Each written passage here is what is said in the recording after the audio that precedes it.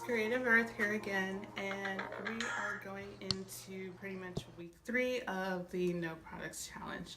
And as you can see, my hair is kind of stretched out and just whatever today, and that's just kind of how I wanted it to be. I just wanted it to have some air to breathe. I doing do No Products Challenge. It is hard. It's not the easiest thing to get accustomed to because you have your regimen of what you want to use for your wash day. And I know some people have wash days that take 2 hours. Some people's wash days take 10 hours. I don't really know why, but that's how long it takes for them. And if that's what they're comfortable with doing and it works for their hair, then more power to them. My wash day takes no more than 2 hours. So that's how, I deal with everything. But with the No Products Challenge, it takes me a little bit more preparation time because I have to make my products.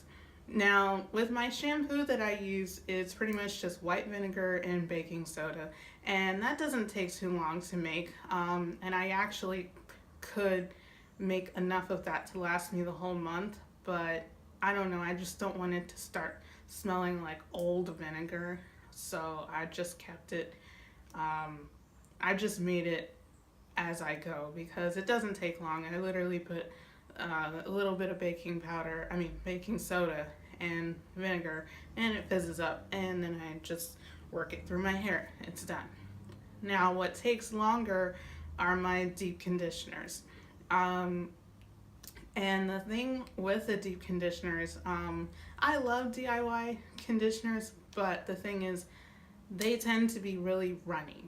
So if you're used to, having a deep conditioner that's really thick and creamy, it's really hard to make that in a DIY unless you add shea butter.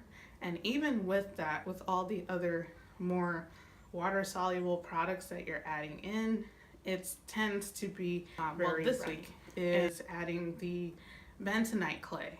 And the bentonite clay is it's a clay, and it's gonna have more of a mask texture where it's not really going to, be so runny. And I believe it dries up with your hair more so. So it'll probably be easier. So I'm gonna try that, and I'll share my results with you on that.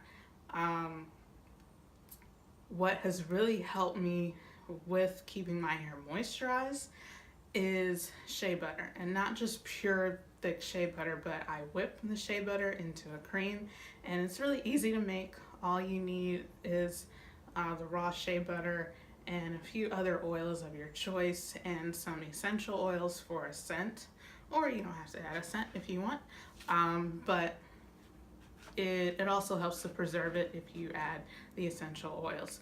So that's really been keeping my hair moisturized. Now, I don't recommend this for people with low porosity hair to use on a regular basis. And some of you probably already know that shea butter doesn't work well on low porosity hair because it is very thick and it's just gonna put a thick coating over your hair. If you have high porosity hair, that's great because we have holes all in our hair and we need that thick coating to seal that in. So when I use that, especially on my wash day, it keeps my hair soft and it keeps it from drying out.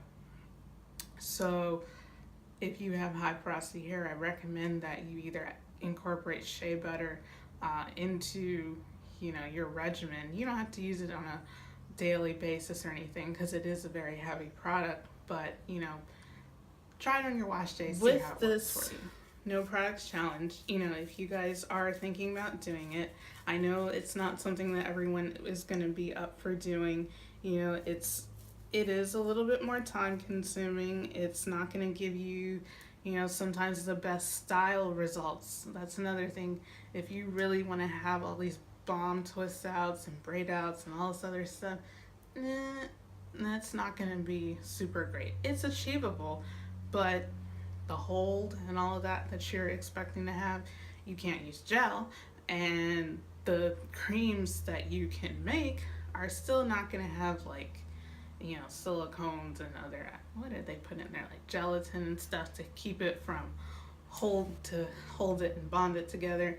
You're not going to have that, so it's going to be a lot harder for you to achieve certain styles. Wash and goes are probably going to be pretty simple and easy for you if you have good success with wash and goes.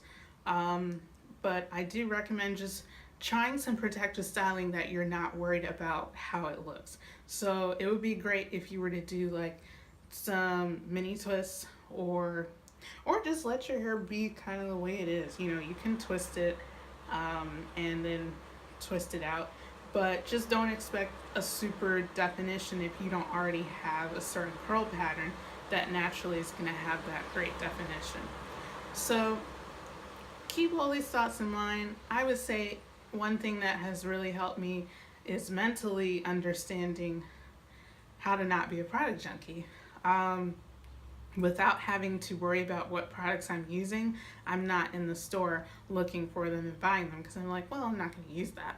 I will probably start buying some more things towards the end of the month, but it's a mental thing where I'm like, oh, I don't need this. So, and when I'm using products, I'm like, I need to get this, I need to get that, even though I don't really need it because I have it, but I'm like, ooh, this is on sale, I need this, and I want to try that and that, and I looked at this video and she got that, and it's overwhelming sometimes. And so it's been saving me money with that. I can use those resources elsewhere or just not use the money at all at the moment.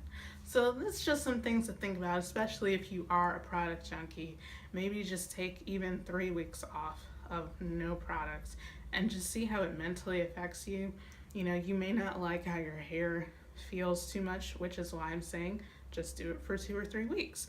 But if you do, then you might want to extend it longer or longer. I'm not going beyond a month here because, not to say that I can't do it, it's just I like using products sometimes, and I've come to realize what things I really need to use DIY wise and other things that I need to use product wise. So it's been a good balance of what I really need.